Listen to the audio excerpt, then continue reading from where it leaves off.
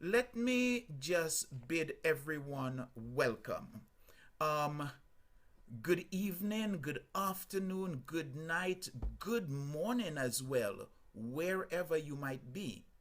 Let me just say thank you for choosing to spend the next 90 minutes or so with us out of all of the other things that you could be doing instead. And let me also say welcome to this inaugural episode in the I Am Lucian webinar series, coming to you in what's going to be 12 episodes over the next 12 months. With us this evening are, well, going to be back in momentarily, Sylvester Clauzel, who's over in Belize, and Winston Phulgence, who is here in St Lucia. And to both of these gentlemen, I bid them a special welcome and a special thank you for supporting me in this. I mean, at a moment's notice, both gentlemen said, yes, Kirk, I'll be on board with you to come in on this first one. In 2015, I got invited to the community of Fongelib, which is at the base of the Gopiton in Soufrière, by the then general manager of the Piton management area, Augustin Dominic, to help the community develop a sense of excellence in delivery of the Gopiton hike that many of the community residents undertake as a means of earning a living. This invitation came after my St. Lucia photo tour won its first TripAdvisor Certificate of Excellence, alongside what was then countless rave reviews. From my first visit, I was absolutely blown away by what I can only describe as the awe-inspiring grandeur and beauty of the place, with the Gopitor seemingly rising straight out of the earth and towering way up high to the point where I had to bend my neck backwards to see to the top of the mountain. In digging deeper, I came across the story of the brigands, those freedom fighters who rejected slavery, and some of whom are alleged to have made Fongelib one of their strongholds. And I think that it's very interesting to note the name Fongelib and the brigands. Fongelib translates to meaning Valley of the Free People.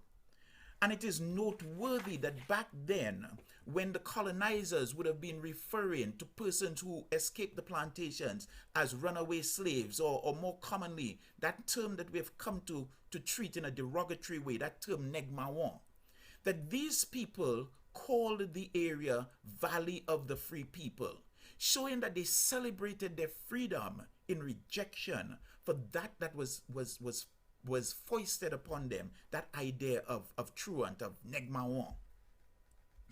In digging even deeper, I discovered the story of Flo Boisguea and how she, a mulatto slave who had become one of the brigands, run away, how she led a ragtag guerrilla band, leading that band outfoxed and outmaneuvered the British troops before whooping them in the process and helping St. Lucia to freedom in 1795 through 1796, when slavery still existed in the British Caribbean.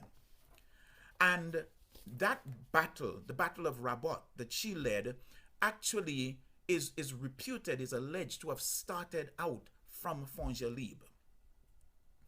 So when Prime Minister Pear referenced our freedom of 1795 in his 2021 Emancipation Day speech, I knew there and then that I had to create this series.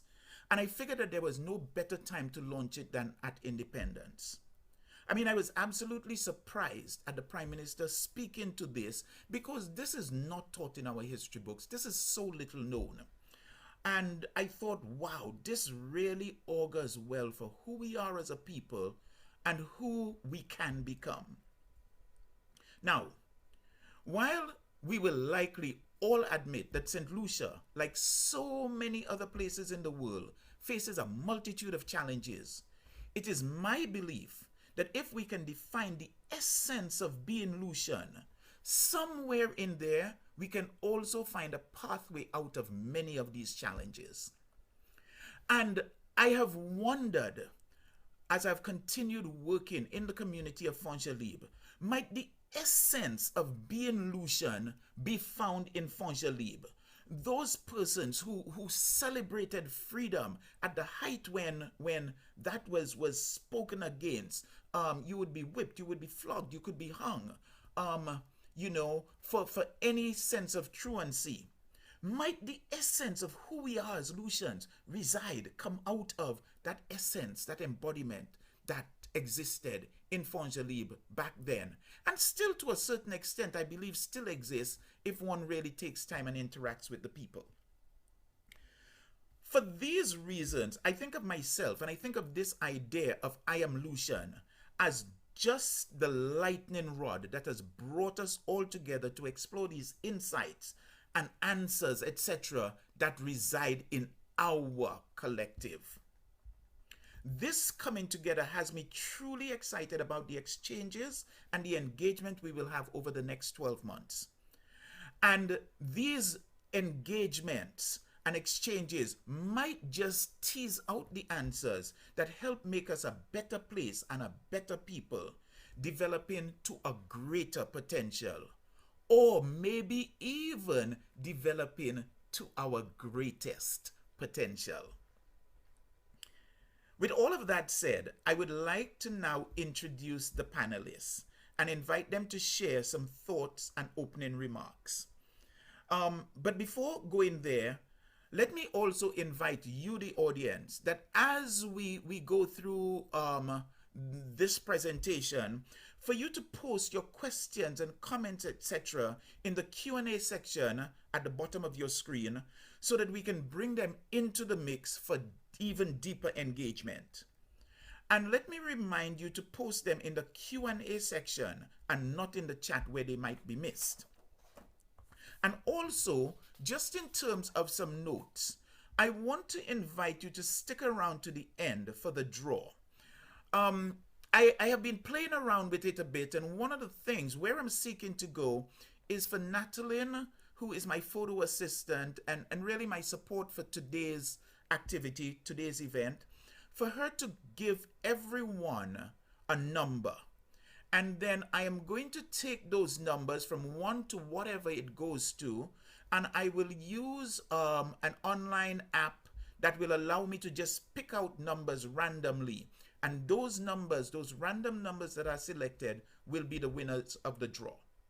So I'm going to save that to the end, and that's why I'm inviting everyone to stick around to the end. Also, just as a little extra, I am going to be signing those prints that everyone will win, that I think will give it a little bit of extra specialness. So with that said, let me invite Sylvester, I am hoping that he's back on, to come on in. And let me just share a little bit about Sylvester before inviting him in. Sylvester and I actually go back from secondary school. We had been out of touch for quite some time, and I ran into him quite by accident when I started doing some work at Fongelib.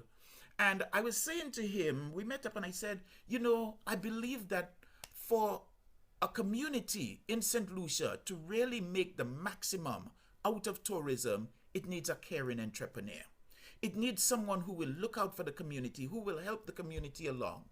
And Sylvester said to me, wow, Kirk, this is amazing. I mean, I have lectured at university in Trinidad on tourism and the business of tourism, etc. But this is the first I've ever seen it or heard it put that way. And Sylvester came on board and worked with me in working to nurture the community, to help develop it, etc. So he has grown through this with me, and it was why for this first session I wanted to invite him in. So with that said, let me turn over to my friend, my colleague, my associate, consultant on some of what I've been doing, Sylvester Clauzel. Thank you. Thank you, Kirk, and good evening to everyone.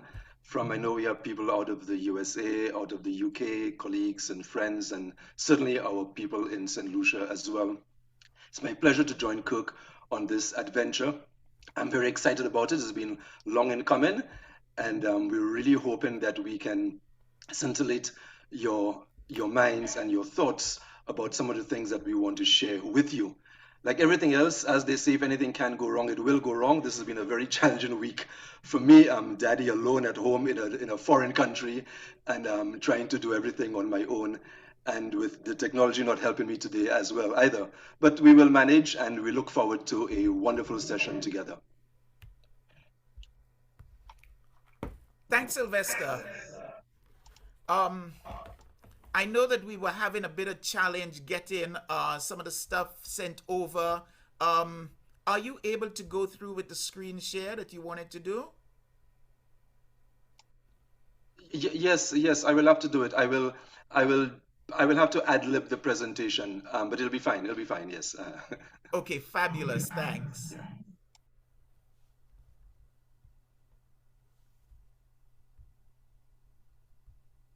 So does that mean I go on now, Kirk? Is that what you're saying? Yes, Sylvester, it's all Oh, yours. okay, all right. I'm sorry.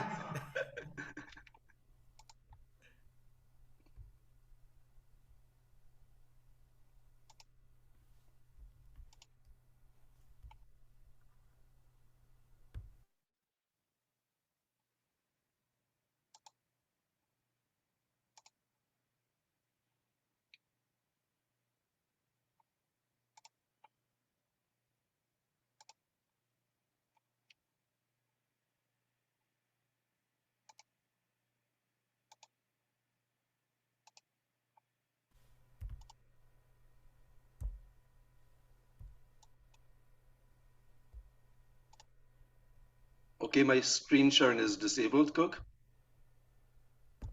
I'm sorry.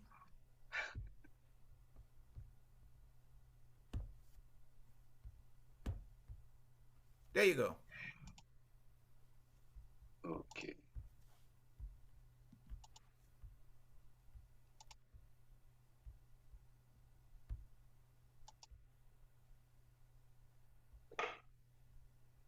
So we're on? Yep. Great. So again, a pleasure to be here and a pleasure to share my thoughts on this. I am going to speak about interpretation and finding our own true St. Lucian story, and using the case study of some work I've been doing on Indigenous peoples of St. Lucia, of which I published in 2010. I've subsequently done additional work on it and hope to have a version 2 of it out soon. But I just want to, given the nature of this, I wanted to begin to look at issues of interpretation, because one of the biggest things that came forth to me in doing this work was that a lot of the interpretation of our history is flawed, is influenced by bias, by Eurocentric perceptions about things that were that are not that are not consistent with the truth. And for that reason, we really had to rework some of those ideas, things that we were taught. So I want to start off by saying that we have a Eurocentric historical record. And when we look at what we have written, it's influenced by what was happening in Europe at the time. They were at war with each other. Um, what was written in terms of the European perspective. So there were trade relations, including between themselves, and of course the trafficking of slaves, and the predominance of that colored how the history of that episode was written. The perception of the indigenous communities by European colonizers was one of primitive, backward people who had no religion and so forth, and therefore that perception colored how they were looked at and described. And there was no attempt to provide any anthropological assessment of those indigenous communities. What we've done, I mean, in my book, which is what I tried to do, was to revisit some of that. And I want to also credit Adrian Fraser, who also did a similar work to mine, but of a different perspective. He was writing about the Garifuna, or what was called the Black Caribs of St. Vincent, and really attempting to reinterpret those stories in a more accurate fashion. So what we've had really is the writings of scribes who were Europeans. So Diego Alvarez Changa, he was a scribe on Columbus's second voyage. Bartolomé de las Casas, who many of you would have learned in your history books, from your history at school, he was a Spanish priest and a colonizer, first of all, who was later described as protector of the Indians. And then, of course, Gonzalo de Ovidio was a Spanish government official, and who, by the time he went to Hispaniola in 1514, much of the indigenous people had been wiped out by that time, or their culture had been so compromised that there was little primary material to look at and to actually write honestly on. And perhaps, although Gonzalo may have written perhaps a little more, we depend on his writings a lot more than other writers, but there were serious limitations in terms of what they could have written about those indigenous peoples. There were errors made by historians who have shaped our historical record. We must remember that there were political and economic self-interest in shaping those accounts. Secondly, the language of the interpreters, like Changa, for example, they had a Latin-based vocabulary. There is no way a Latin-based vocabulary could have interpreted Arawakan-based language. And so that in itself was a major impediment to proper interpretation. The other issue is that historians confused occupation with ethnicity. And not because you had, for example, you had traders, and if you read my book, you will see that there where I describe a lot of that in there. You had traders who came into the Caribbean following those who had come to settle before. So their occupation was different. They were traders, that's the Kalinago, or who the Europeans described as a warlike Caribs. But they were traders. But not because they had a different function that they were trading, it meant that they were of a different ethnic group. In fact, the work we've done over the last 20 or 25 years has confirmed that in actual fact that they were not of a different ethnic group. They were largely of the same, they had the same base language, and they were largely of the same ethnic group, just that they were different by occupation and not necessarily by ethnicity. We've also had access to linguistic studies that have indicated that the language of the Kalinago, who the Europeans call Carib, had a very consistent syntax, and that there may have been difference in phonetics in how the words may sound, and you'll always find that even in our Creole, depending on what part of the country you come from, phonetically our Creole may sound different, but the syntax is the same. And so these consistencies in the linguistic studies have shown that basically you're dealing with the same group of people. And that's the kind of errors that our historians, certainly people like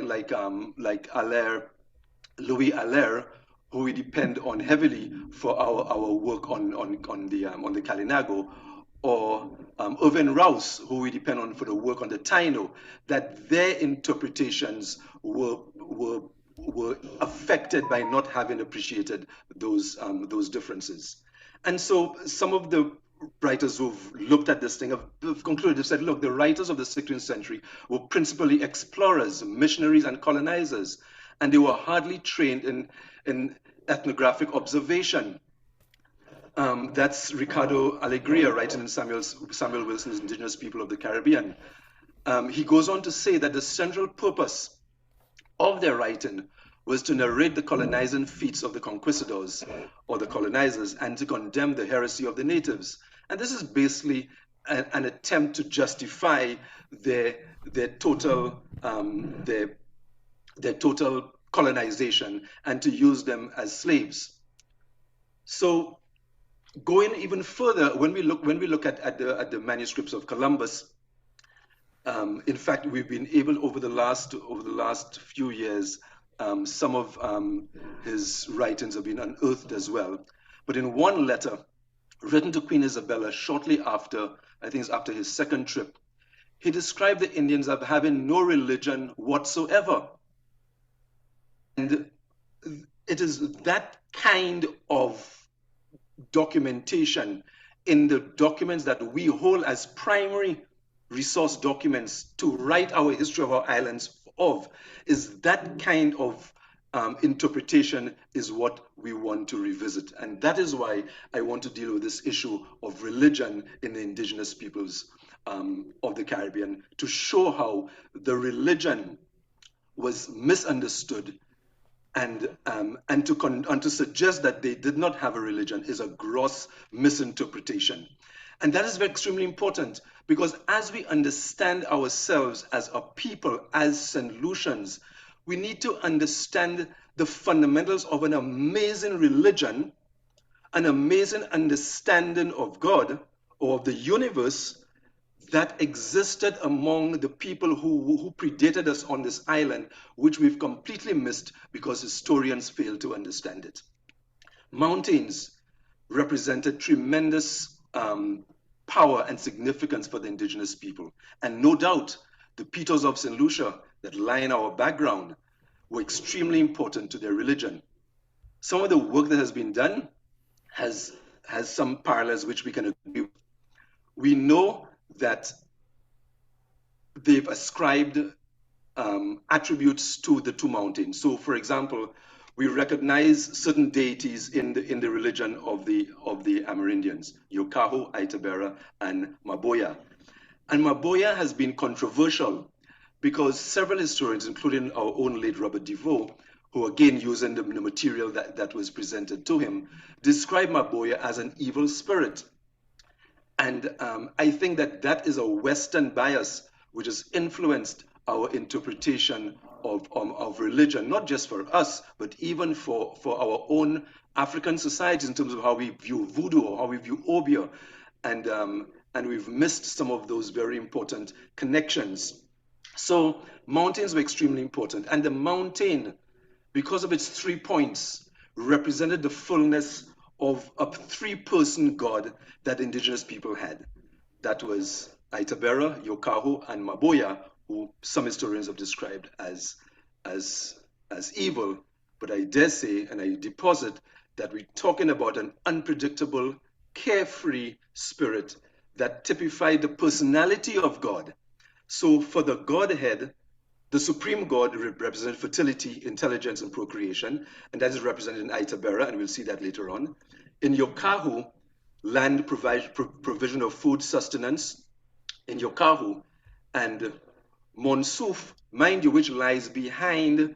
And there's a beautiful image of the Peters, and I want to thank Kirk for that image of the Peters from the sea. You can see these 3 mountains with the center mountain. Monsuf is on the reverse side of this. But because we didn't take our time to find out, we missed Monsuf. In fact, in Robert's work, Robert suggests that Opel, which is the Monsuf, which is the scarred mountain on the side of the Sulphur Springs, was actually the third element and represented death or represented evil. I think he may have missed the fact that perhaps the third mountain was looking at it coming seaward, and it's the image that the indigenous peoples would have seen coming seaward. We do have as well Maboya, which is La Sorcière, which we refer to as Maboya. And of course, we refer to that as the evil mountain, as La Sorcière. Again, taking that wrong interpretation, Maboya, which goes down in the history as a very important symbol and a very important mountain, La Sorcière, for the indigenous peoples themselves, is actually that third element, which is represented in the sea and in particular. And I will explain that as we go along. The 3-pointed stones are found throughout the Caribbean and represented what is the supreme deity with these 3 attributes. Clearly, these are not, that when you begin to look at those kinds of that kind of symbolism, that's not primitive people without religion. We look at the petroglyphs, and I've I've selected some petroglyphs that have deep spiritual symbolism. When we look at them, we just say, oh yeah, they were just drawings on a rock. But however, we've been able to identify them. We know, we recognize Itabera. Now, mind you, all of these petroglyphs are not from St. Lucia. The first one on the left, Itabera, that's out of Puerto Rico. But Itabera is referenced in St. Lucia as well. And it's a woman with her hands open and her legs open with her clitoris exposed. That's the symbol you get of Itabera. And you find Itabera in petroglyphs throughout the Caribbean, especially in the Northern Caribbean. Itabera, the one below, is from St. Kitts. Again, the same symbol, the hands and the legs open. The two other petroglyphs are what we have in St Lucia. And there's a Stonefield Petroglyph, the one in the middle, and the Dauphin Petroglyph, the one on what would be my right, sorry. And they're family petroglyphs. And we're able to identify the personalities, the Aitabera, the Maboya, and Yokaho in those petroglyphs. And we're able to do that because there's a consistency in the pattern of the three-pointed stone and the three spirits. So when you see those petroglyphs beginning to replicate themselves, and you see those symbols replicating themselves across the islands, you begin to say, but there's something, there's an image there, there's a symbolism there. And what that symbolism does is that it represents Aitabera, fertility, which is mother, woman, intelligence, procreation, Gopito, which is land, which is the male deity, land, sustenance, food, and the child, which is like the sea, unpredictable, carefree, and therefore representing that third element of the deity. It cannot be accidental that those petroglyphs represent those things. There's a third petroglyph at the bottom of Bobo Estate, which is an attempt at doing a family petroglyph as well. That cannot be accidental. There must be something very significant, given what we know about the importance of three-pointed stones and the symbols of what the fullness of God meant. So there's the Stonefield Petroglyph and the Dauphin Petroglyph, family of three. The Aitabera in St. Kitts and Puerto Rico. Now, the Aitabera petroglyph in St. Kitts concerned me for a very long time because I wondered what that petroglyph on the side, what that third child on the side represented. And I remember that Robert in his work had identified Pito, as Aitabera, because he said the little piece on the edge sticking out was as though the mountain was giving birth to a third Piton, and therefore that represented the third Piton, and therefore the representation of Aitabera. And that clearly has connections to the St. Kitts petroglyph. But but that perplexed me for a long time, and I really want to give credit to my friend and fellow historian, Humphrey Regis, who works out of the University of Florida, I believe, in the US, but does tremendous work looking at African connections to the Caribbean and the contributions of Africans in the past to world civilization and world humanity. And he shared this petroglyph coming out of the Nile Valley 3,700 years ago before the present. This petroglyph is an interpretation of the nativity story that we know from our Christian background of an angel or a deity coming to a woman and she giving birth to someone who will rule the earth, and she being revered by all the people of the country. That is 3,700 years before now in the Nile Valley. And goes to make the point that this notion of Christianity, which is really 2,000 years old, that the image of virgin birth predated Christianity and existed in African religions, and certainly in the Nile Valley religions prior to Christianity, and could very well have been borrowed by Christianity. But that aside, the important connections back to the Caribbean, that we have a concept of three persons in the deity. We also have what might be tantamount to a virgin birth, and we also have what is really very sophisticated perceptions of how God works or how God is interpreted using the symbols of our of these indigenous peoples and how they craft and pull these symbols together. This is just to make the point that who we are, our history, needs to be interpreted not by foreigners, not by anyone else, but by us. And we need to dig deeper into ourselves. We need to look at what these symbols mean. We need to make no apologies for experimenting, for exploring, and finding the parallels and the consistencies, because that's what I've tried to look at, looking for the consistencies and where things are inconsistent. But there's an inconsistency here. There's an inconsistency in the behavior of native peoples. There's an inconsistency here in certain symbols that are pulled together. And when you begin to piece together those symbols and what these symbols mean, you come out with a whole amazing new history of our people. And therefore, as Kirk always says, quoting the African proverb, until the lions have their own historians, tales of the hunting will always glorify the hunter. We need to tell our own story about our indigenous peoples and about our own people and our own life as St. Lucians. That's just the tip of the iceberg, my friends. Just the tip of the iceberg. Thank you. Thank you so very much for all of those insights, Sylvester. You actually took my introduction and absolutely ran with it. But if I can bring it back to one core theme, it comes back to those freedom fighters who called their area the Valley of the Free People, rejecting from back then what the Europeans, what the colonizers endeavored to impose upon us. And I think that it was great where you have gone to the depth of it, really creating the foundation of who we are in St. Lucia. Because while the Europeans play a role, our predominance really is black, is African. And we have never really looked to that.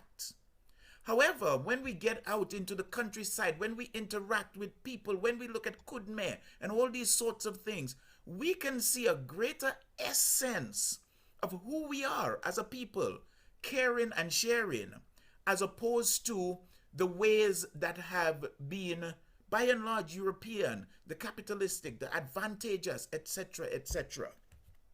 So thanks so much for that. I'm going to take a moment now just to pick up on some comments that have come in the Q&A area, and then I will invite Winston in. So Michaela has asked, where is this picture taken? It is beautiful. Thank you, Michaela. This picture was actually taken at Lahore. I happened to have been there one day and had gone down to the family residence, and I was just absolutely blown away by the views, the vistas, and it was a beautiful day. And this is a picture that came out of it. Stephanie Edwards is asking, where is Sylvester? Sylvester is actually over in Belize right now. And Stephanie also had another comment that spoke to their mistakes, that is the mistakes of the historians, I'm guessing, or those persons who documented, the Europeans who documented what they saw, really demonstrates their racism. I think that it may go even deeper than that, beyond just the racism, but we also must look at history and the records that are kept as being manipulative and also to serve a purpose. So in documenting stuff to be taken back to the European masters, Queen Isabella and King Ferdinand, well, obviously you're going to present things in a particular way that is going to suit your purposes, even though it may be a little bit removed from the reality. So with that said, let me invite in Winston, and I'm just going to share a little bit about Winston. And let me also thank folks for comments that have been posted so far and encourage you to keep on posting those comments. So that way we can bounce around thoughts on them. So Winston is a historical anthropologist working in St. Lucia and the Anglo-Saxophone and the Anglophone Caribbean. He holds a BA in history from the University of the West Indies and an MA in anthropology from the University of Florida, where, as a Fulbright scholar, he focused on Caribbean prehistory and heritage management. He completed a PhD in archaeology at the University of York in the UK, where he was a Marie Curie Research Fellow from 2012 to 2015. His thesis was a comparative study of monuments to commemorate slavery in the regions involved in transatlantic slavery and the slave trade. He has published several journal articles and book chapters on the role of history, cultural heritage, and heritage management. He is currently the president of the St Lucia Archaeological and Historical Society and is the Dean of Academic Affairs and Head of Social Sciences at the Sir Arthur Lewis Community College in St Lucia. Folks, it gives me great pleasure to invite Winston to share some thoughts, some insights with you, or rather with us all, and I look forward to your continued engagement in the Q&A section. Winston, all yours. Thank you, Kirk. Okay, just let me know if you can see my screen.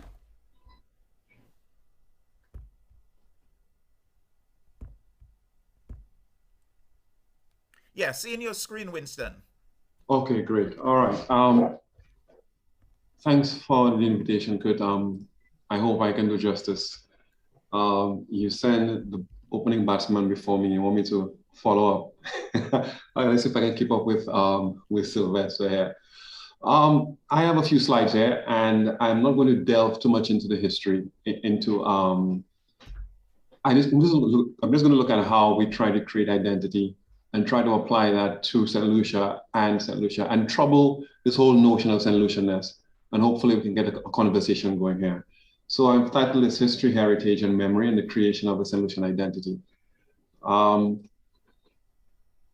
few terms I like to describe, history, what is history? And I'm going to keep this, as much as I am an academic, I want to keep this as basic as possible to allow everybody to participate and not stay high up in the sky. The terms I'm going to use are history. History is basically what happened. Somebody was in there, they recorded it, that's what happened. Heritage is important as well. And heritage is that which is inherited. And our inheritance could be tangible and intangible. And I'll go to expound on these terms a little later on. Memory is what we choose to remember. And identity is who and what we are. Now, let's look at the history. History, of course, because of what happened, it has been documented. So we access the history by reading documents. I am including artifacts here because in my head, in my training, my understanding of how I was trained is that archaeology, which looks at artifacts and material culture, is also a way of producing history. So I'm looking at artifacts as well. And of course, anthropology, where we look at the study of culture and so on. Oral history is very necessary as we look at people, ethnography, and so on and so forth. Heritage. Heritage is tangible. We have material culture, the buildings, roads. It's also natural, where we have the pitons, the sulfur springs, and so on. So we have tangible heritage, cultural heritage, and we have natural heritage. And of course, the heritage, the intangible heritage I refer to here, it would be things like traditions that we have. And of course, when I speak of traditions, I'm hoping that the terms that I'm using here are actually leading you to things that are part of what we believe is a part of our St Lucian identity. So let me go back again, the documents, the history, the artifacts, the oral history, what people have said. We're looking at tangible inheritance with the heritage, material culture. That includes food, that includes the things that you could touch and so on. Traditions are the things that we perform, events, and so on and so forth.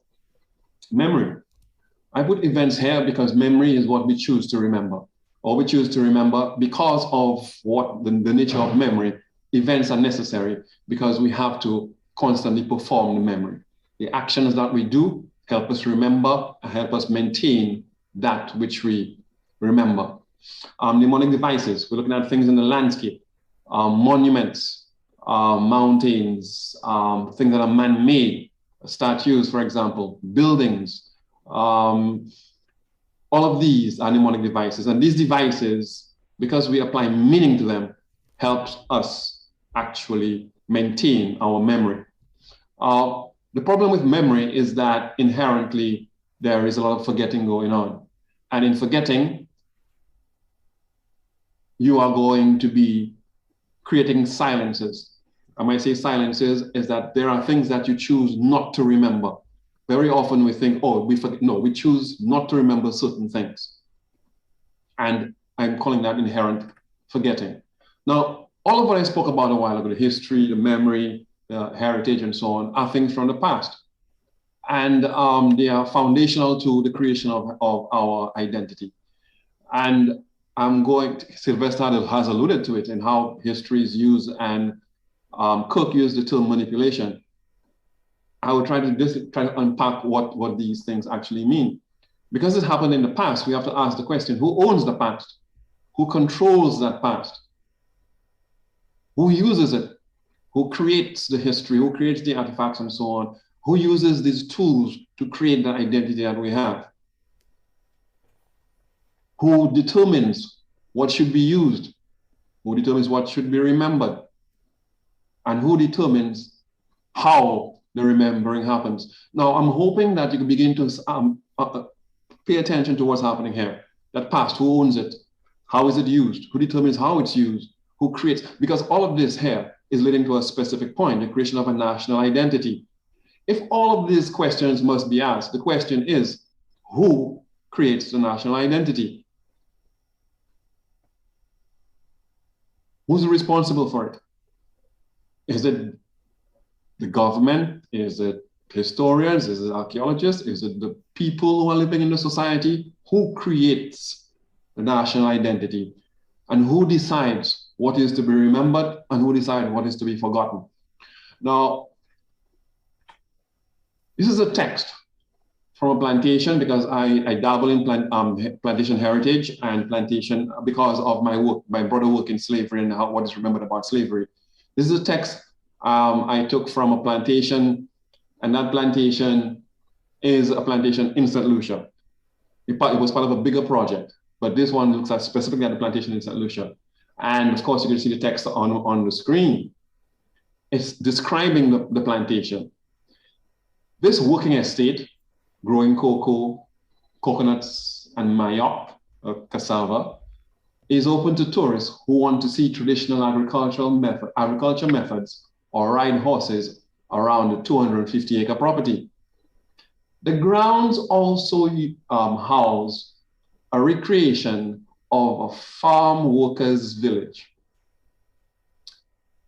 The word plantation is being used. Here, the term plantation, we know what a plantation was. Plantations were created because enslaved labor was used to produce cocoa, cotton, sugar, and so on in St. Lucia.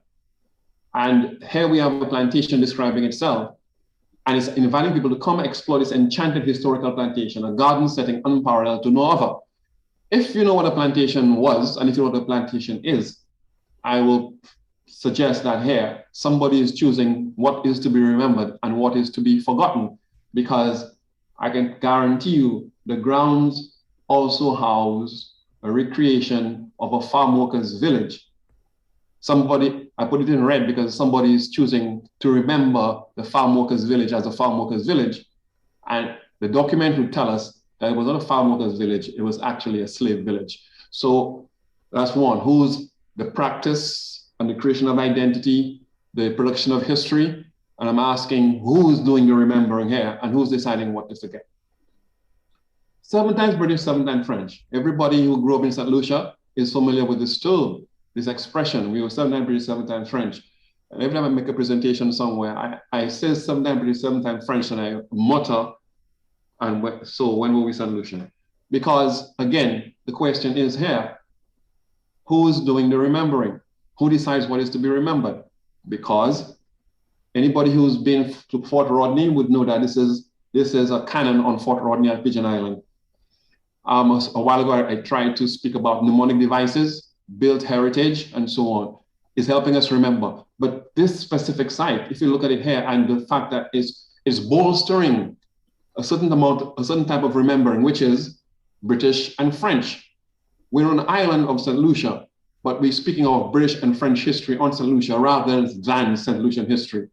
This mnemonic device, this built heritage that we've inherited here, is creating a specific identity. The documents, the history tell us that planters in St. Lucia, enslavers, had to send at least one slave to Pigeon Island to help build a fort that is today called Fort Rodney.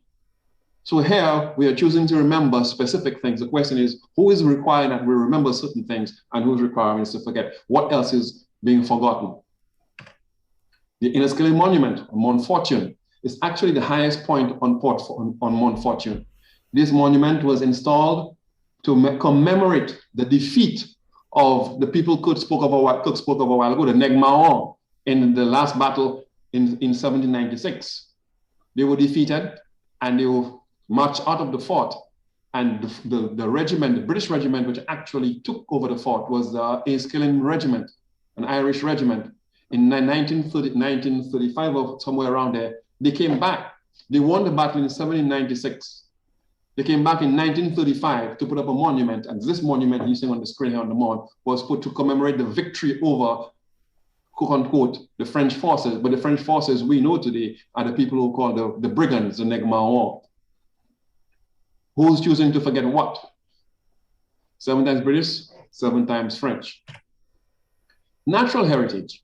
I'm moving now to what we choose to remember about the natural spaces. I've chosen the piton here, but we have pictures of the piton in the background of every single presenter here, so I would not have repeated that. This Sulphur Springs. How is this part of our heritage?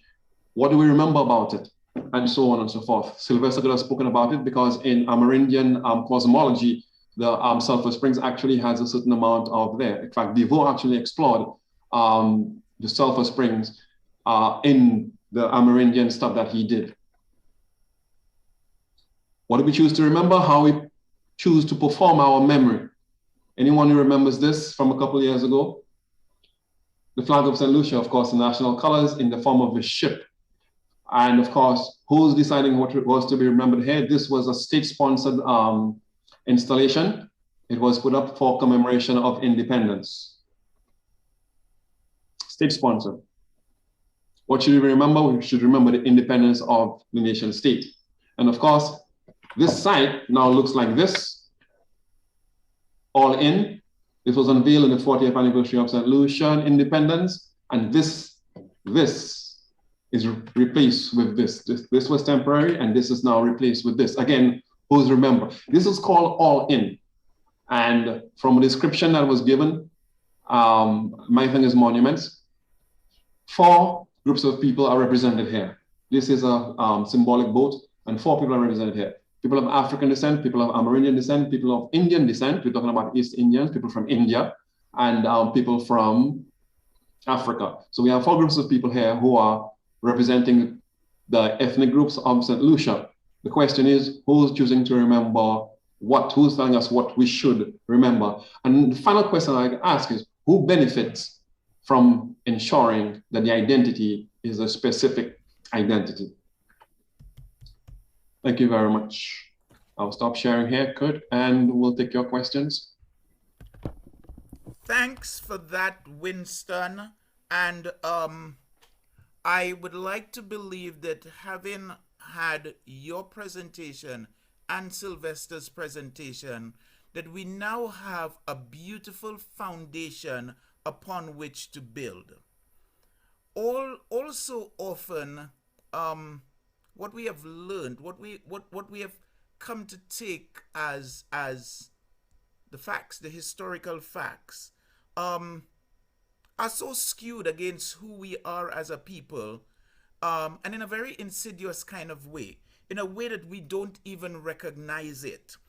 And I think that it is so key that this first webinar is foundational in just teasing us into a consideration of who we are, who we truly are, what has influenced us, how has that impacted us, and then it will lead to a deeper consideration of how we may seek to move forward, to address a consideration for who we truly are. And what I really wish to do is to invite folks, attendees, to really, as you think about it, pop some comments in, because it is your comments that will help to serve in terms of how we take this forward. Like I said in the beginning, I just think of myself and this idea of I Am Lucian as the lightning rod that has brought us together. But really, the growth must be of us as a collective.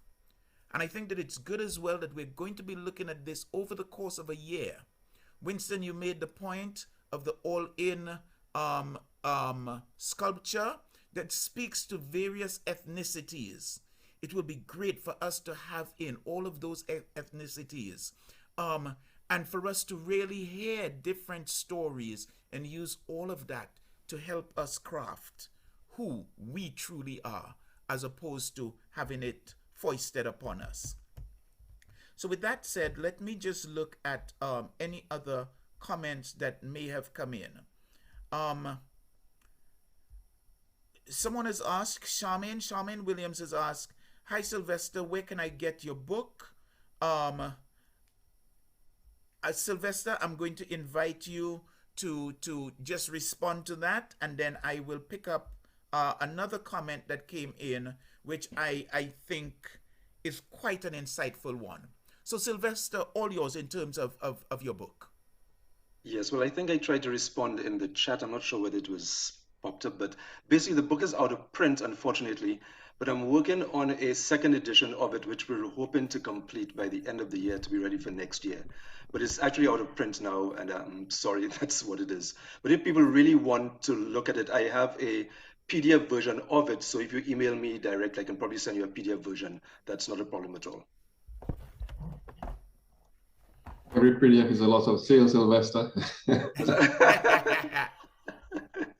That one is now out of print, so I guess we look forward to the new one. Thanks, Winston. Okay, thanks so much for that, Sylvester. And also I will be sharing, we'll share at the end, I can do it via email, you know, anyone wanting to have contact with either Sylvester or Winston, I will make their contact information available, because this is all part of our growth, illumination, and enlightenment. An attendee, I just comes across as an anonymous attendee, has asked, how would you describe the interface between Christianity and the religion practiced by the indigenous people? What a delightful question. Let me invite panelists to just share some thoughts. Sylvester, thoughts? Yes, first of all, there was no interface, and the religion was perceived as heretical. So there was no opportunity, there was no attempt to engage the religion. People who may have written about the religion, and again, we did see Las Casas describing some of the symbols he saw and things he saw, but they were all treated as paganistic, backward rituals, which had no relevance to the superior Christian religion that was being imposed. So basically, you were required to set aside your religion and to be saved by Jesus Christ. That's what it was. And so there was no interface. Basically, that was the perception. Now, mind you, need to understand the context as well. In that period,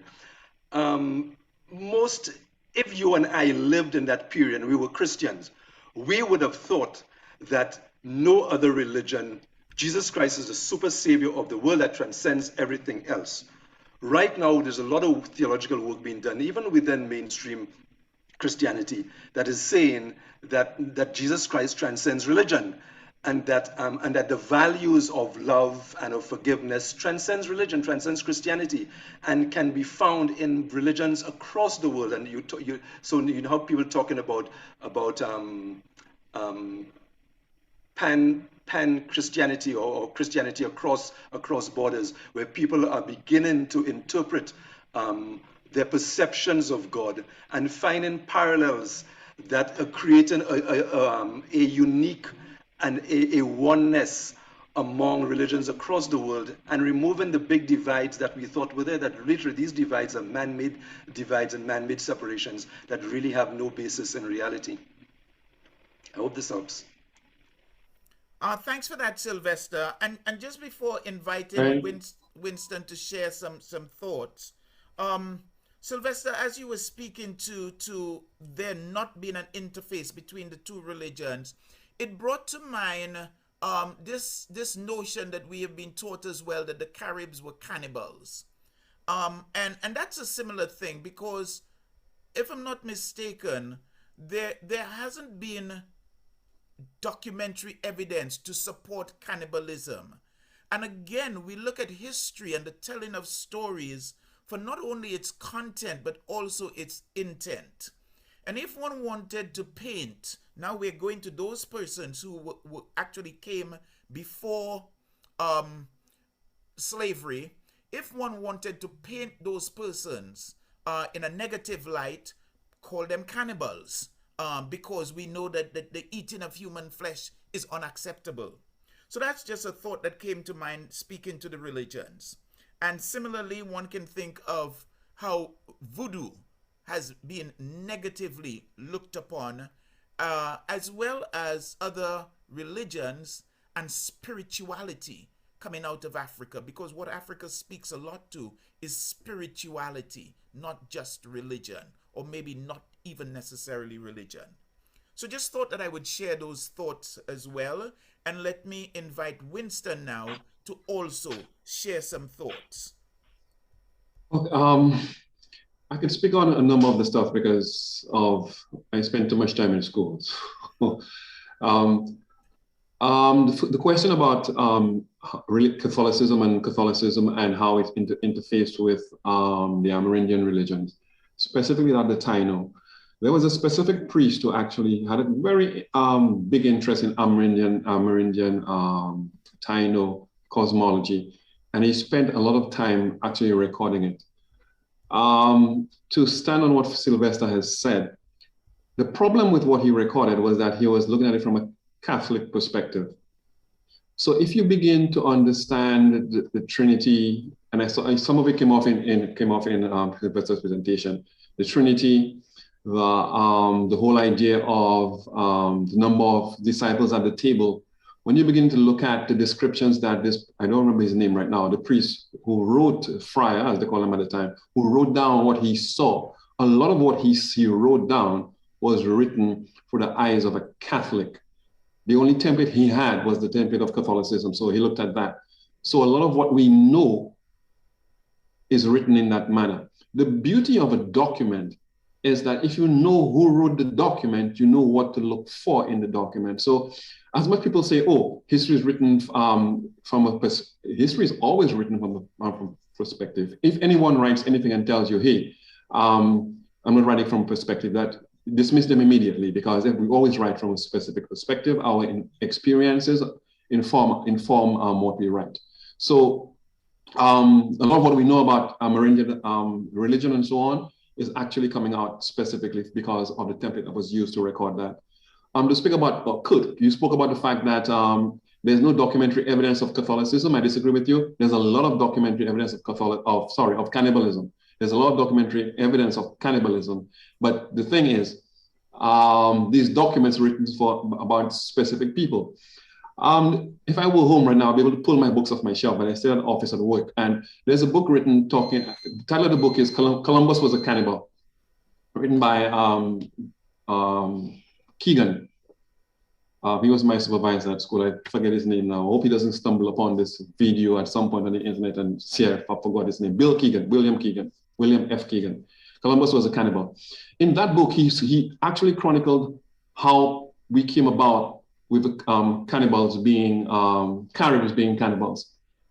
When Columbus saw the people and he spoke about the fact that they looked like they would be very good slaves, Isabella wrote back and told him he will not enslave anyone. The only way he could enslave people is if they were unchristian. They refused to accept Christianity, and they were doing things that were not Christian.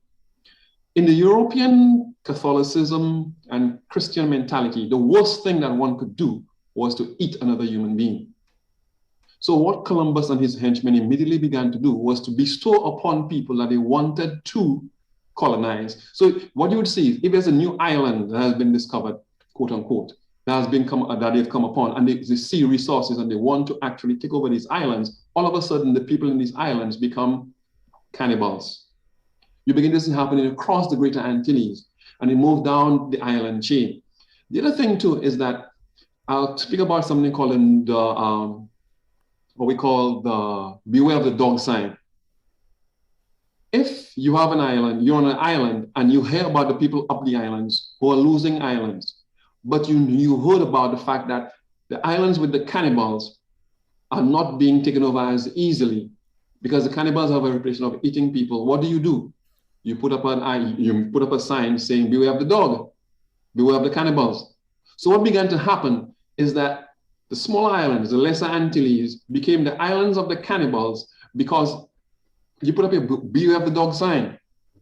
So immediately, the Amerindians were not foolish. They began to, hey, we're cannibals. But like I said earlier, I started by saying that there was lots of documentary evidence of cannibalism, but there is no archaeological evidence of cannibalism. And that's why archaeology, I love archaeology. Archaeology actually deconstructs a lot of the history.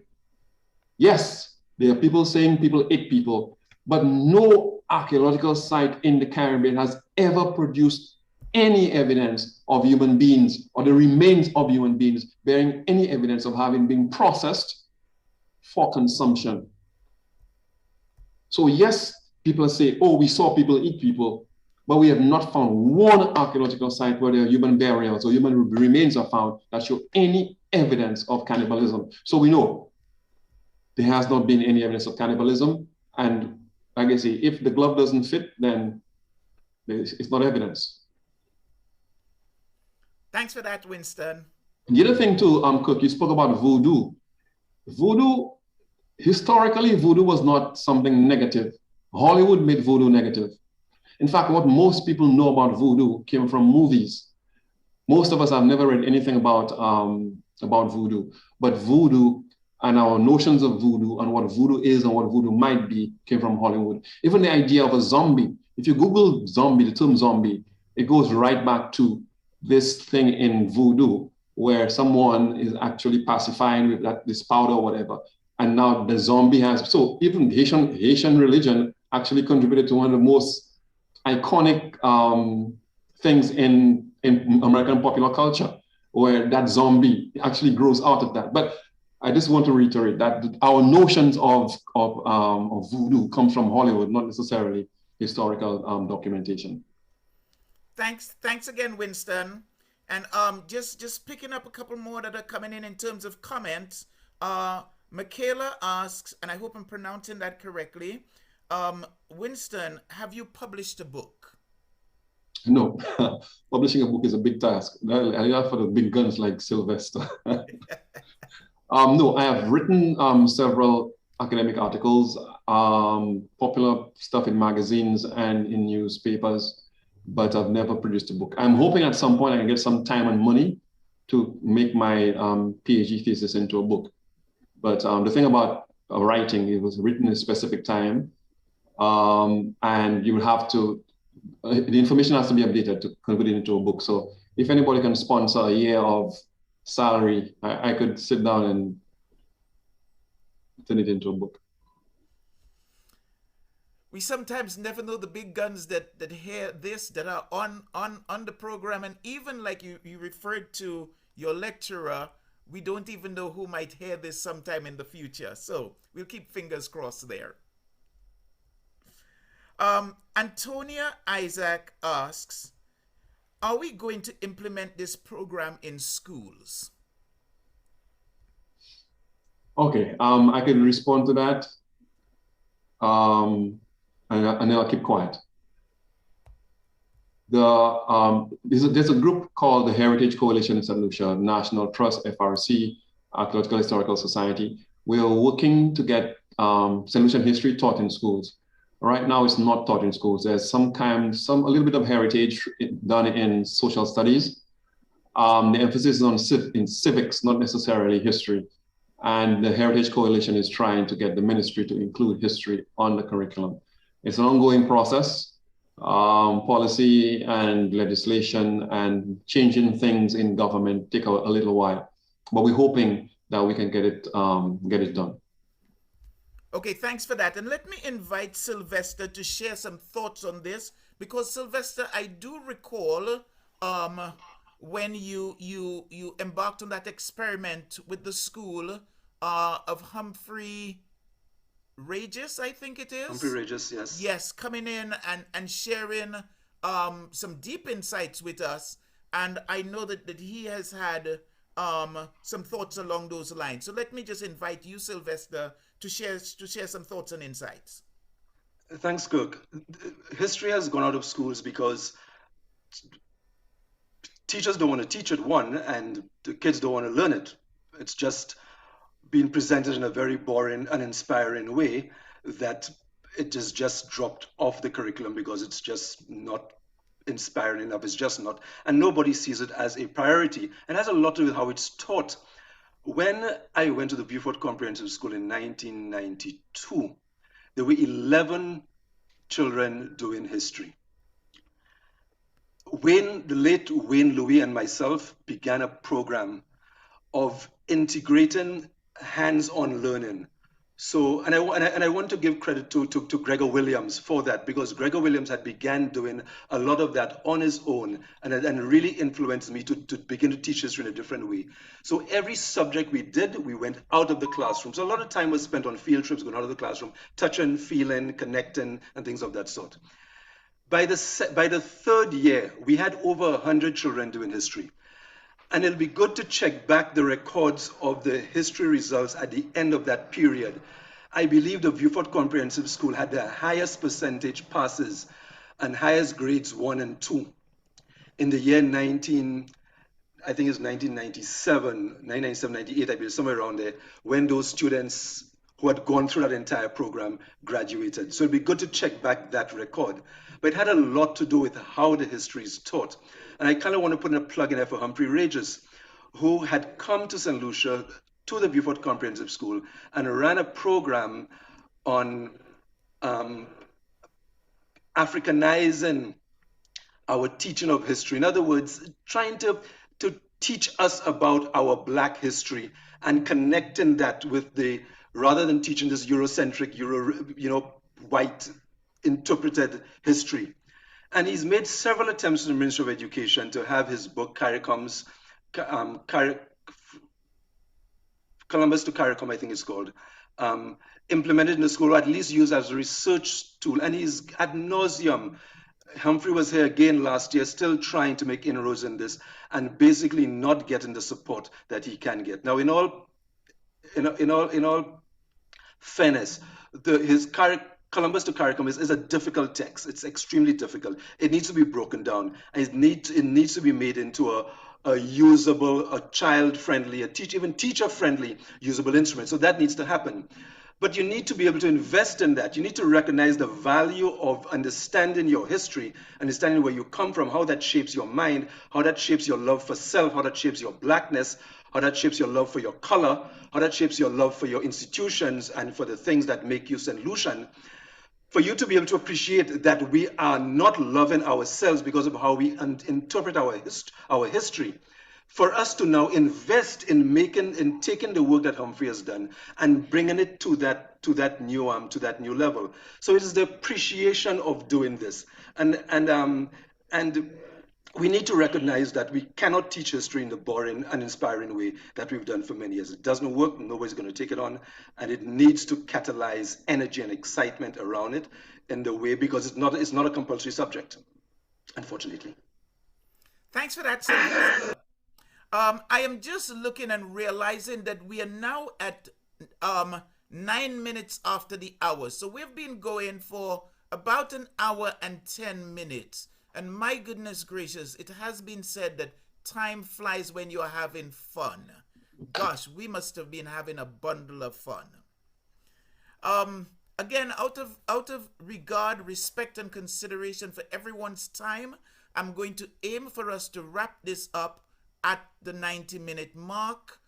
When we get to about 10 minutes before, I'm going to verify that everyone has got a number. In fact, anyone who doesn't have a number right now, everyone should have received a number from Natalie. If anyone doesn't have a number, just post a message in the chat. Natalie will pick it up and she will assign you a number that will be for the draw. We also have quite a couple of more contributions coming in, so I'm going to try for us to go through them quite quickly, just so that we get everyone on. So Nandi de Turville, hello Nandi.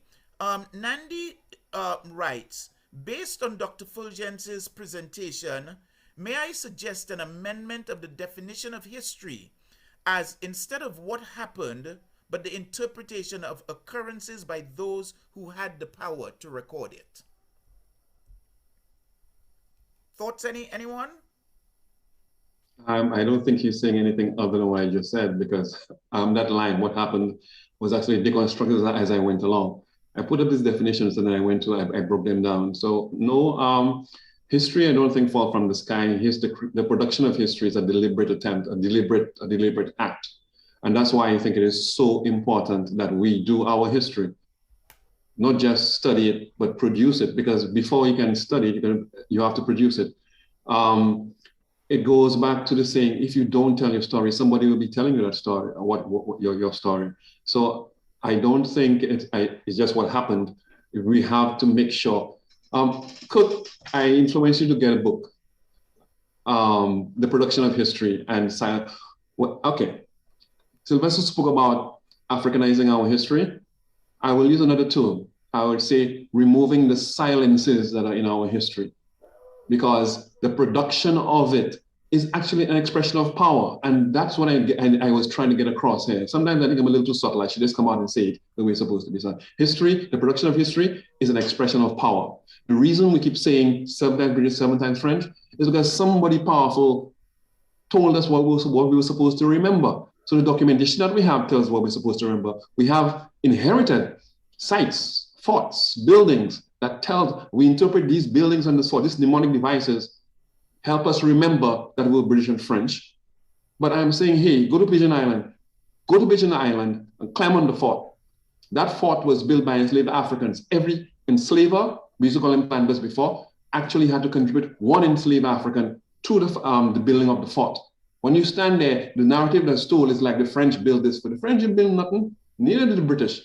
Enslaved Africans built these forts. Now, when I go up there, I know I'm standing on the shoulder of my ancestors. Why? Because I have gone and done the excavating and I have done the looking. The history tells us that. So I'm not saying that history is one specific thing. I'm saying it is actually the expression of power. And when you begin to express go back to this old proverb that Sylvester used a while ago about a lion, and at what point does he get to tell his story? As long as he's not writing the story, Tarzan is the king of the jungle. Thanks, Winston. Moving along sharply, Stephanie writes, the explorers referred to Africans as savages. I think, again, this just ties back into what we were speaking about with regards to the Taino in our part of the world. Elvira Senqua, in terms of identity, do most St. Lucians see themselves as Africans in relation to their roots? I have been away from St. Lucia for most of my life. So although born in St. Lucia, I have lived more of my life in the UK. Having said so, I identify as African St. Lucian. Great this presentation is happening, Elvira. Anyone wants to offer any thoughts on this?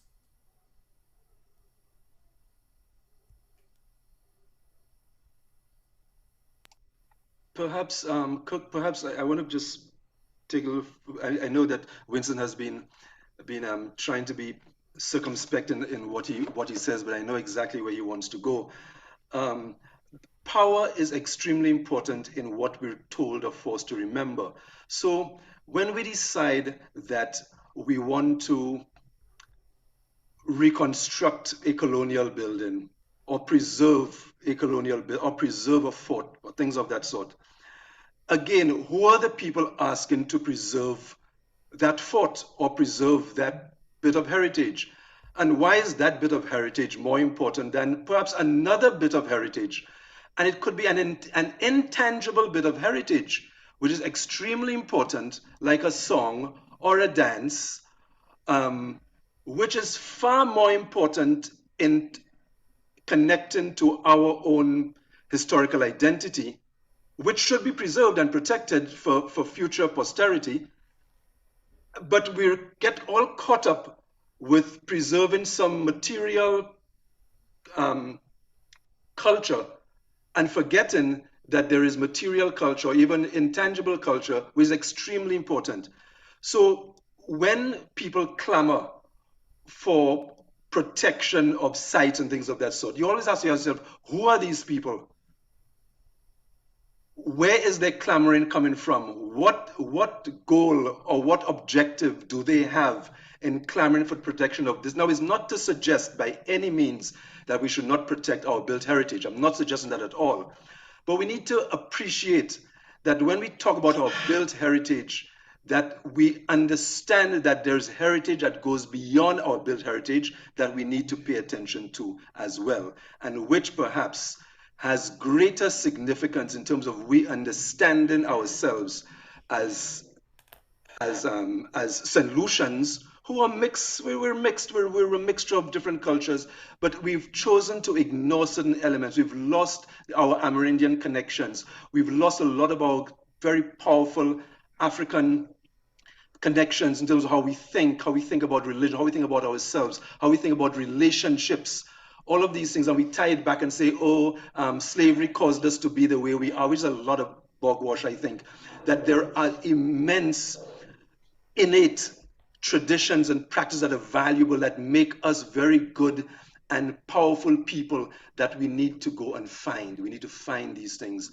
And it's by focusing on protecting that part of our intangible history as well that's there, that we find our true St. Lucianness and distinguish ourselves in the world and become Nobel laureates and become people that the world recognizes. That's where that comes from. Thanks, Sylvester. And let me just chip along again in the interest of time. Steph asks, are there any initiatives implemented to include our language in schools? There's talk. I know the FRC has been working hard to get a Creole language policy going. I know there's work in the Ministry of Education on that. Implementation, I don't know when yet, but I think we're on the cusp of this actually happening. Creole is going to become part of the curriculum. When you talk about curriculum development, it's a long, arduous process. And just like the history in schools, I would love to snap my finger and have it happen. But the thing is, again, how do we see ourselves? If we saw ourselves differently, we may prioritize these things and make sure that they're important. There's been a massive shift in terms of language, what we think of the language of Creole as our language. And that's the evidence in the work of the FRC the last 40, 50 years. These group of people came together and they pushed against all the forces to ensure that, hey, this has to happen. And right now we're reaping the benefits. We are reaping the benefits, and we get to a point where this Creole language is going to end up in our schools, and we're going not end up, it's going to be placed in our schools. And you need to be careful with the language as well. Sylvester spoke about us losing heritage and so on. I think that word may be misleading, because you lose something when you don't remember where you put it. But we're not losing this. We are being made to forget it. Something very different. And that's why I asked the question. Sylvester also used those questions which I used earlier on when he spoke about who is deciding that tangible heritage is more important than intangible heritage. The Okay, I'll give you an example, something which I'm actually actively looking at now. The memory of slavery in St. Lucia. It took St. Lucia almost 25 years to put up a monument to enslaved people, to the Negmaon. It was supposed to be placed on Mont Fortune and it ended up in Soufrière. When it went up, I say they put it in a place nobody can see. This is not a knock on Soufrière. I just think that if you have such an important monument and you think that type of history is that important, you put that monument in a specific place. But with the monument is a man. We have a monument to enslaved people in St. Lucia that nobody actually sees as that. Flore Bois-Gaillard, Piton Flore. This monument is in the landscape and it's been there for a very, very long time. The powerful people build statues and monuments to remember what people want to remember. But here you have a situation where the populace chooses to remember a woman who fought slavery, and a mountain is named after her. You can't beat that. That monument is could fall at any point in time. A tsunami go wash it away. What taking down this mountain? So when we start looking at our history and ourselves in a different light, and narratives that we tell ourselves, we begin to deconstruct them, we begin to unpack them, I think we begin to move in a direction that moves us to a point where development is not what we think it is right now. And when the powers that be decide, tell us what development is supposed to be, we can say, "Ips, no thanks. We want a different thing." Because the production of history impacts on the production of identity and what ends up as a product. Lucian, what's a Saint Lucian? And that's what I was trying to create there. And yeah, I should be a little more direct what I said my presentation. Next time I'll be a little more like Sylvester. Just tell people what they don't want to hear rather than lead them to where I think they should go. Thanks, Winston. The next comment comes from someone who is very dear to me, Dr. Evelyn Weeks. She's Antiguan and she actually is my aunt. And I take a moment to acknowledge not only her and the relationship, but also where she is from. Because in putting this together, I open the invitation to everyone, people everywhere. Because while we speak here to I Am Lucian, the same issues of identity abound the world over. And I think that it is really by our collective engagement that we can bring out so much more than what would happen if we remain in our individual silos. So I'm happy to have her on as someone who is not St. Lucian, and I also look forward to welcoming other persons who are not St. Lucian, and I'm happy if people would share, other nationalities, because gosh, that creates an opportunity for all of us to grow. So with that said, here are Evelyn's comments and question. When you read about how the religions of the world began, you become aware that many religions preceded Christianity, and people keep searching for what Jesus Christ represents, which is the ultimate. Do you agree? Anyone on the panel wants to offer some thoughts?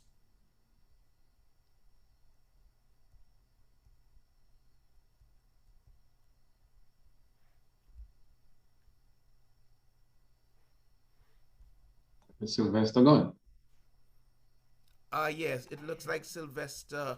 All right, I don't want to be the one. No. Oh, there he is. Sorry, something froze there, so I was trying to sort it out. Yeah, okay. Yeah, Kirk, I got the last end. I was distracted trying to sort out some freezing that was happening on my system there. Okay, let me repeat. When you read about how the religions of the world began, you become aware that many religions preceded Christianity, and people kept searching for what Jesus Christ represents, which is the ultimate. Do you agree? Man, that is a loaded question. There is no doubt that Christianity has had a major impact on the world, not because it was pushed down people's throats in many cases, but the teachings had merit, had a lot of good, positive things about how people are supposed to behave. I think the issue with Christianity is more the institution of Christianity, how the institution works, how the denominations work, as opposed to the message. So the message, I think, to my mind, is very sound, and you can find consistency or parallels with that message in religions across the world. I think the issue with Christianity is the divisive character of it. It has divided populations, divided peoples, divided families, it has divided the world. I mean, the Crusades in themselves were a very divisive historical phenomenon, that people felt that they had to go in and forcefully impose a religion and kill anyone who did not agree or believe. I mean, that is barbaric. That is really barbarism at its best. So I think the practice of Christianity or the institutional practice of Christianity is where things have fallen short, not necessarily in the message. Thanks, Sylvester. I am going to, again, in the interest of time, just push on. There are 3 more comments that I want to take in. I know that we're running a little bit over, and I'm hoping that folks will indulge me because this is just so interesting. And then I will look for us to go into the draw. So again, if anyone is without a number, please post a message in chat so that Natalie can assign you a number. So Michaela writes, historical records do not appear to have much significant place in St. Lucia in terms of preservation. Achieving an indexing of that information. Historical records do not appear to have much significant place in St. Lucia in terms of preservation, achieving an indexing of that information. For example, I am having a very difficult time searching my ancestry, which I am currently doing. I can take that one, Kirk. Okay. And go back to Michel Roth Trujillo. Silencing the past, the power and the production of history. One of the biggest issues with the production of history is the location of the archive. Most of our history is in Paris and in London. I needed to do some research about female enslaved people, and I had to spend some time, 2 weeks in the archives in London. And I was only able to do it because I had money from a fellowship. The average person cannot just walk into the archive and get that kind of information. Yes, we have an archive, and they've been doing quite a good job there. I'm hoping at some point they can get the money to do the digitizing that's necessary. But the production of history is impacted, again, by power. The fact that somebody was powerful enough to come here, produce the documents, take them and go overseas. So now to produce that history, you need to go over there to sit down, and you can spending a year in London to write your history. You can't afford that. Of course, somebody in a university in the UK could sit down and do it. And I'm hoping that you begin to understand again power and the production of history. So we do have some material here, but the bulk of it is not here. Of course, the 48 fire didn't help, but most of the history is not here. In fact, I've seen history in places that are quite surprising. So universities in the US actually collect a lot of history as well. So there's history there. Again, the power and the production of history. Can you afford to buy it? And so on and so forth. So archives, indexing, production of history, like I said, it's not something that just happens. It has to be something that's deliberate. And until we begin to understand how deliberate we have to be about it, we will continue to be in the situation that we are now. Thanks, Winston. And let me just share with everyone, speaking about the draw for those pictures, at this point in time, Natalie has put in chat for everyone. Everyone has been assigned a number so far. So if you are thinking that you may not have a number, just check your chat and it should be in there.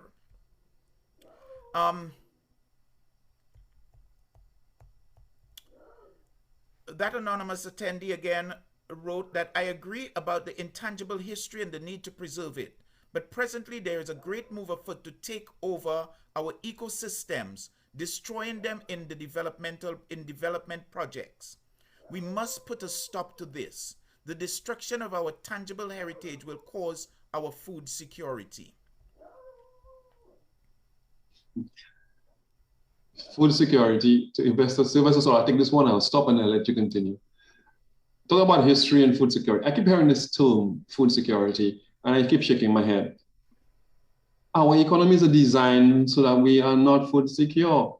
To have food security, we have to destroy the entire capitalist system as it exists today in the West to get any kind of food security. I want anybody who has children to start using St Lucian food alone in your kitchen and see what happens. Now, if your children are going to rebel, look, talk about a nation that would be told you can't have no apples and grapes for Valentine's Day and chocolate from, let me stop. All right, but you get the point I'm trying to make here. The ecosystem and so on, and here I will sound like a heretic.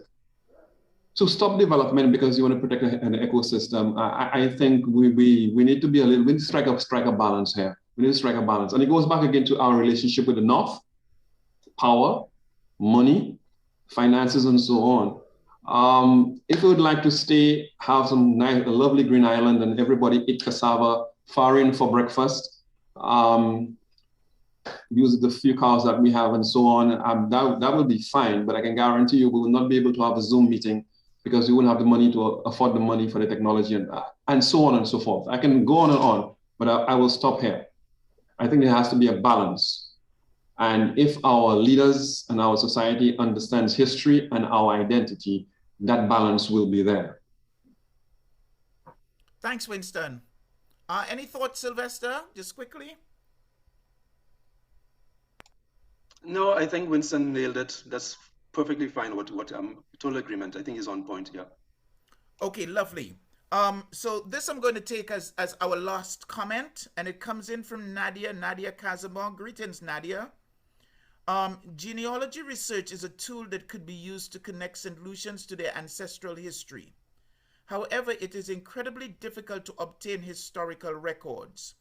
There is an urgent need to digitize public records, especially from the churches.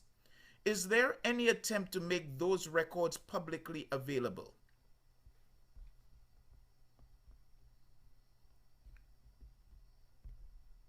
Anyone care to chime in on this? Any thoughts? Like I say, I'm not aware of any such project. I know these projects are phenomenally expensive, and even the National Archive is having difficulty getting the kind of funding necessary for digitization. And would the church want to digitize their records? I don't know. Are they in a place where we can actually access them? That again, I don't know. But yes, a lot of people have been using genealogy. Also, DNA is now in vogue. I have views on that, but that's for a different time. But yeah, records and the production of records, like I go back to the same thing again, the power and the production of it. Can we digitize it? Should we? Yes, we should. Can we? Can we afford to do it? Would you want to spend $5 million digitizing records rather than send people to school? And that's a difficulty that post-colonial societies constantly have. We have to try to decide, as well, poverty. Do I eat or do I do something else? Of course, the production of, again, a result of the history that we're talking about here. But yes, it would be nice if we could digitize it. And then speaking on that note of preservation, Trudy Leonce over in Canada asks, did the fire at the Folk Research Center destroy plenty of our history or heritage records? So she asks that question.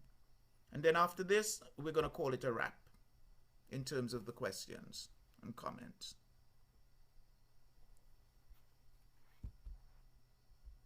Sylvester, say something. Winston, I think that's down your alley again, so please go ahead. I don't want to dominate this thing. What's the question again? It's about what? Yeah, FRC. At the Folk Research Center. Yeah, FRC lost all of their records. Whatever was in that building went up in smoke. The building itself is now an artifact, but whatever was in that building went up in smoke, unfortunately. I think there may have been some stuff still in the archive. The level of, the amount of it, I don't know. But that fire, I mean, when you speak to FRC people, and they start tears come down their eyes because they understand the magnitude of what has been lost. A lot was lost, and it goes back to digitization. We need to digitize our records, because unless we do that, they can go up. And of course, digitizing the records don't necessarily mean that they will be saved, because I have a colleague in the UK, and we were having a conversation about digitization. She was saying digitization in itself does not solve the problem, because you may digitize records, all of your records, and 10 years later, the format to access the records are no longer available, because she was saying they actually have records that they cannot access because the format in which it was digitized, they no longer have the tools to access it. So I was talking about it, she was warning, it's like, yes, you need to digitize, but you need to also remember that there's constant upgrading of the format to allow access. And it went back to the same thing. Can you afford to do that? Okay, thanks for those insights, those thoughts, Winston. And just in terms of wrapping up, I really want to thank everyone for your participation this evening. There has been a sense of excitement all around leading up to this. Folks were saying to me, I'm talking to people and they're saying, oh yeah, I saw your flyer. I was over in New York. Someone sent it to me. Don't even know who it was. I can't remember. So I am delighted at the engagement that we have had for our collective growth. I also want to take a moment just to thank a couple of persons. The outfit that I'm sporting this evening, I absolutely have to thank Merlin Nelson from Merlin's Place in Moshi. When I said to Merlin some time ago, Merlin, I'm planning to do this. The PM spoke about this, and I just got so excited about it, and I want to come out and represent. And she was like, my boy, don't worry. I'm going to make something for you. So Merlin, this is Merlin's creation. I gave her some thoughts. I looked at some African attire, and she just... Cook, sorry to interrupt you. Yeah. Can you get your editor to bring you forward? You're in the background. Okay. Yeah. People online will complain that they're not seeing you. Okay, there we are. Excellent, great. Yeah. Okay, so let me step back and now representing, right. So big up to Merlin for this, Merlin at Moshi. I mean, amazing designer. She goes beyond just being a seamstress. So I have to thank her for this. And she has some more thoughts in mind. We have some more thoughts about stuff to do with the attire. And it's all part of us representing, us taking charge of who we are and who we're choosing to be. I also want to thank Sunita Daniel, who is the CEO at Export St Lucia. I recently got appointed to sit on council there, and it was my first meeting with Sunita, and I just shared with her some thoughts that I have about other things, including this idea, and she was absolutely taken with it. She said, Kirk, I love the idea. How can we get it on the calendar of events for independence? And then she reached out to Mondi Lewis, who is the PM's press secretary, who I want to thank as well. Because that first meeting that we had with Mondi, and I shared the thoughts, and she was just like, oh my God, yeah.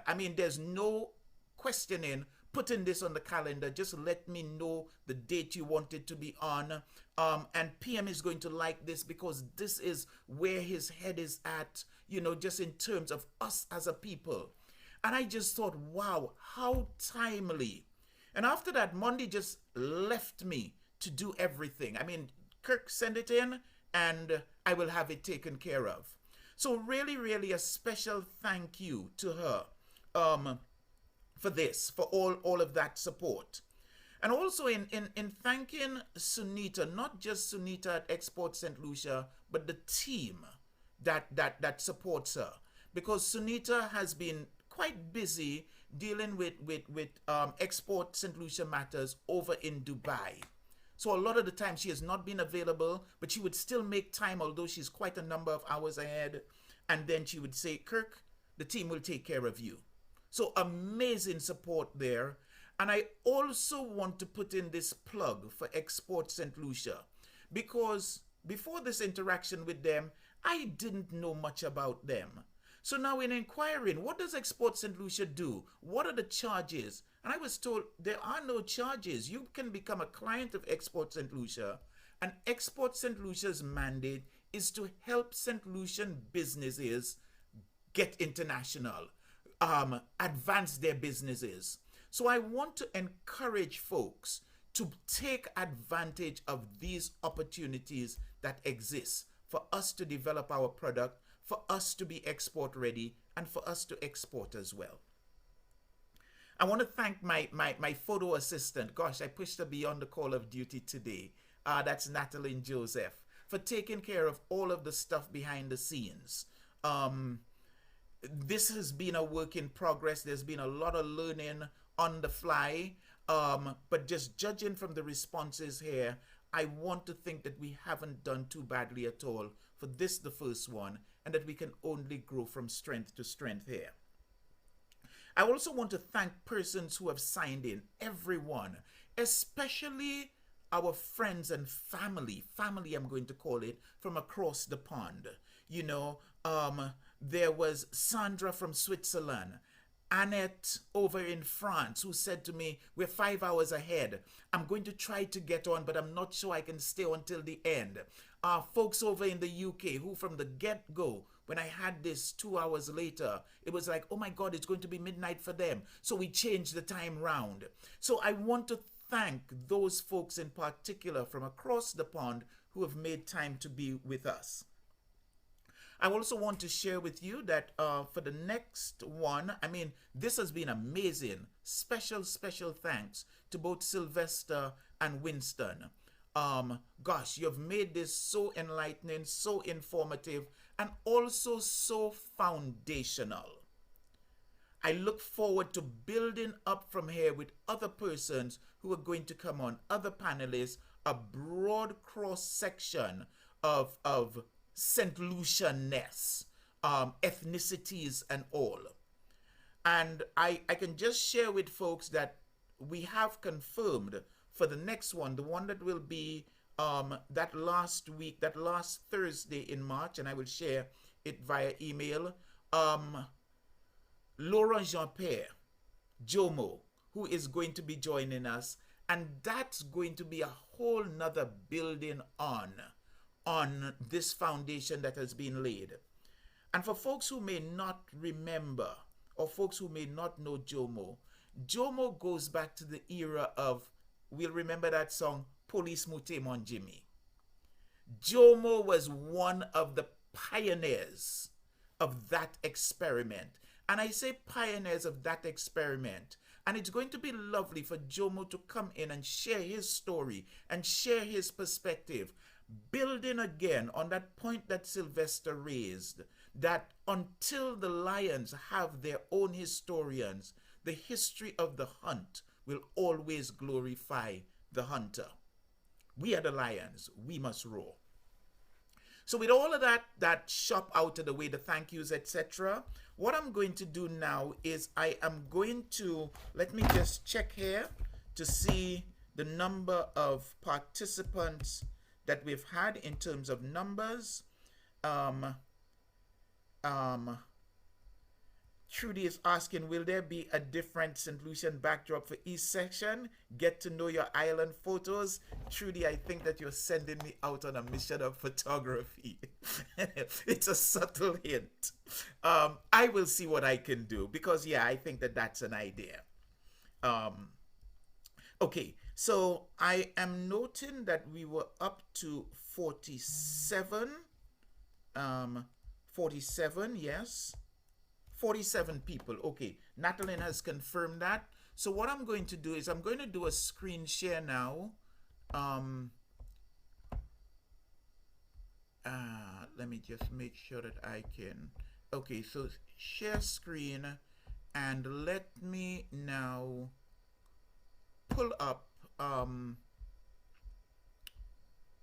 Okay, there we go, and let me pull up let me just make sure. Uh, um, let me just pull up, get this out of here, and the randomizer. Okay, there we go. So, and just before I go to that, I just saw one note come in here. Actually, no, let's just leave that for the moment because it didn't come in the chat. Okay, so I am going to go to 47. And then I promised that there were going to be 5 of them. So I'm going to ask it to just calculate 5 random numbers. So here we go. 41, 44, 28, 8, and 46. So anyone with those numbers, that you will be the winners of these pictures that I have shared. So let's just look and let me see if I can tell straight from here.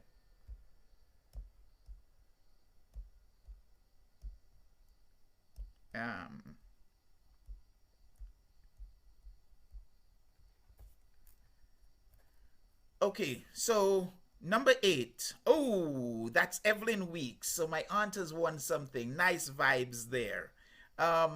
Number 28.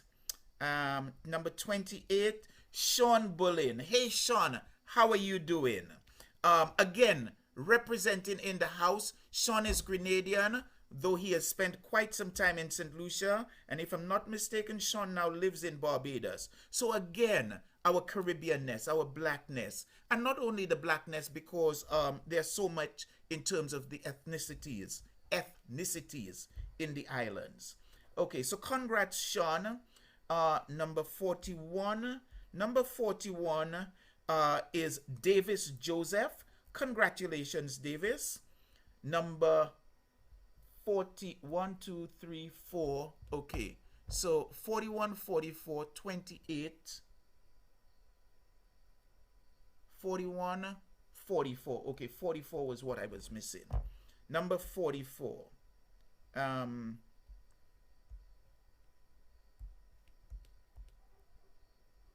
Okay, number 44. 44 is Jomo. Jomo, congratulations, my brother. Number 46. Number 46 is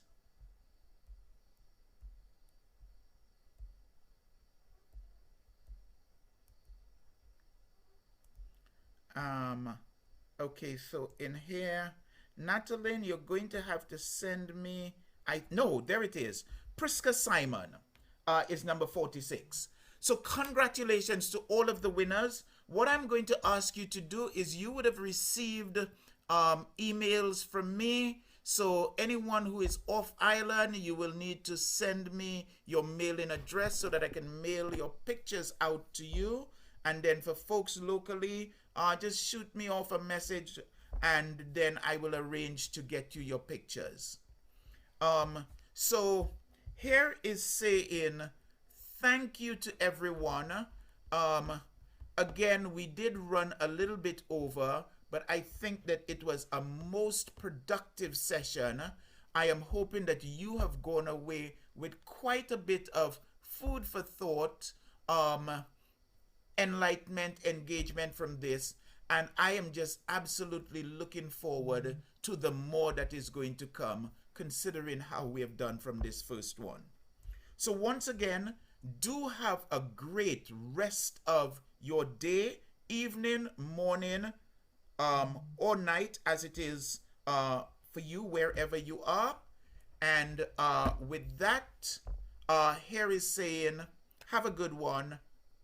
God bless. Kirk out.